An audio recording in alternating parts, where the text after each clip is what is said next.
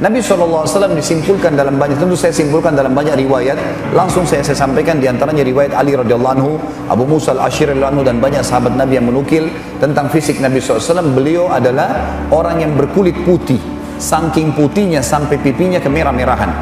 Beliau memiliki alis yang sangat tebal berwarna hitam, berbentuk seperti busur panah yang lebar. Jadi sangat besar dan lebar dan tebal.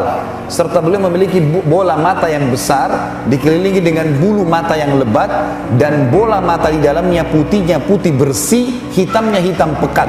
Sampai para sahabat mengatakan, kalau kami ingin bercermin di mata Nabi SAW, kami bisa bercermin karena jernihnya. Nabi SAW memiliki hidung, bibir, dan juga dahi serta pipi, dalam riwayat dikatakan sepadan dengan wajahnya alaihi salatu wassalam, yang tidak oval dan juga tidak bulat. Nabi SAW memiliki rambut yang berwarna hitam pekat dan tidak keriting juga tidak lurus, artinya berombak, yang dibiarkan sampai lumma atau jummah, terkadang dibiarkan sampai kuping atau sampai pundak. Nabi SAW memiliki pundak yang lebar, dada yang bidang, dan juga memiliki postur tubuh yang kekar, perutnya tersusun seperti batu yang keras.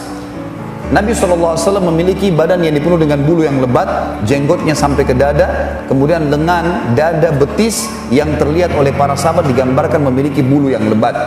Jadi kalau kita gambarkan sebenarnya teman-teman sekalian, sosok laki-laki yang sangat sempurna. Sampai dikatakan oleh para ulama hadis, kalau Yusuf alaihissalam diberikan sepertiga kegagahan dunia, maka baginda Nabi SAW diberikan seluruh kegagahan dunia. Bagaimana bisa ada seorang muslim atau generasi muda muslim bangga dengan seorang artis barat atau orang kafir, dan hanya karena memiliki ketampanan sedikit dari kulitnya atau wajahnya, sementara dia hanya manusia biasa, apalagi meninggal dalam keadaan kafir? Bagaimana bisa seseorang masih bangga dengan seorang tokoh yang sudah meninggal sampai memajang-majang posternya dan segalanya, sementara dia lupa dia punya panutan Nabi SAW yang sangat sempurna? Dalam riwayat Bukhari, Ubay bin Ka'ab radhiyallahu anhu, sahabat Nabi yang mulia, berkata, satu hari aku pernah jalan-jalan di Madinah tanpa sengaja berada di hadapan rumah Nabi SAW. Lalu pada saat itu bulan purnama, sekitar tanggal 14 dari bulan Hijriah, karena tanggal 13, 14, 15 jadi selalu bulan purnama. Maka dia mengatakan, saya pun mengangkat mata saya ke bulan purnama, saya temukan bulan purnama itu sangat terang, sangat indah, dan saking indahnya saya tidak ingin mengalihkan pandangan mata saya. Tiba-tiba saja di hadapan saya, kebetulan di depan dia rumah Nabi SAW, dia tidak sadar kalau dia sedang di depan rumah Nabi SAW, berhenti hanya melihat ke arah bulan itu. Lalu saya menemukan, kata Ubay radhiyallahu anhu, Nabi SAW keluar dari pintu rumahnya menggunakan jubah berwarna merah, rambutnya disisir ke belakang dengan rapi karena baru mandi, dan meneteskan sedikit air. Maka pada saat saya melihat Nabi SAW, saya menemukan Nabi SAW lebih indah daripada bulan itu. Tidak ada seorang pun yang ingin melihat wajah Nabi SAW, fisiknya, kecuali akan merindukannya. Semua orang suka melihatnya, bahkan sampai musuh-musuh orang kafir pun mengakui ketampanan dan fisik Nabi SAW. Ini perlu kita ketahui teman-teman sekalian, karena ingat hadis tadi yang pertama saya sebutkan. Kata Nabi SAW, siapa yang melihatku dalam mimpinya, dia melihatku, karena syaitan tidak akan menjelma menjadi aku. Kalau seseorang lihat dalam mimpi suara mengatakan saya Muhammad SAW, kemudian kulitnya berwarna hitam, berarti bukan Nabi SAW.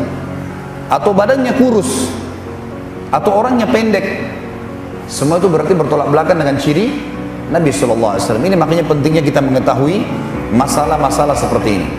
Kemudian teman-teman sekalian, semua Nabi diberikan kelebihan 10 10 kekuatan laki-laki, semua Nabi, untuk membela agama Allah, termasuk baginda Nabi SAW.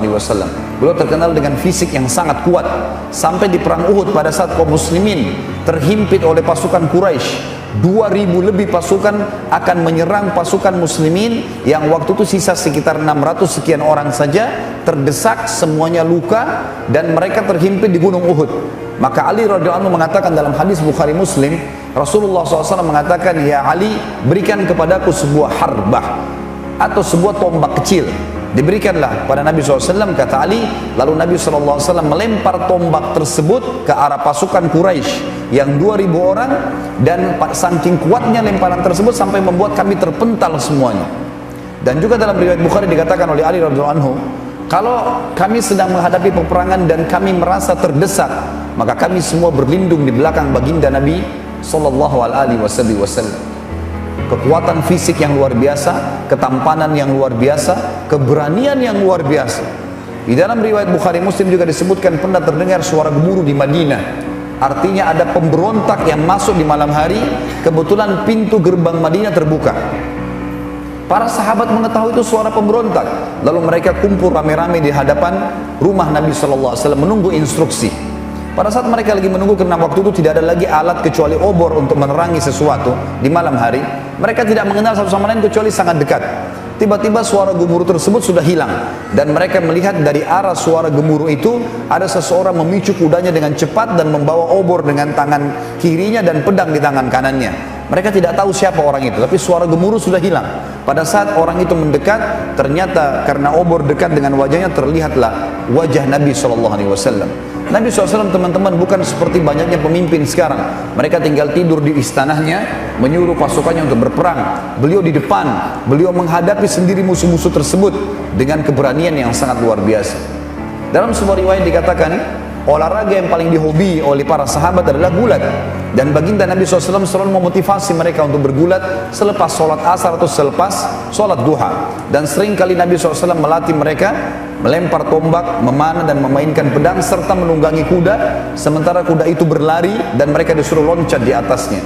Sebagaimana banyak riwayat yang menjelaskan masalah itu, kata Nabi SAW, ajarkan anak kalian melempar tombak dan suruhlah mereka meloncati kuda itu sementara kuda itu berlari.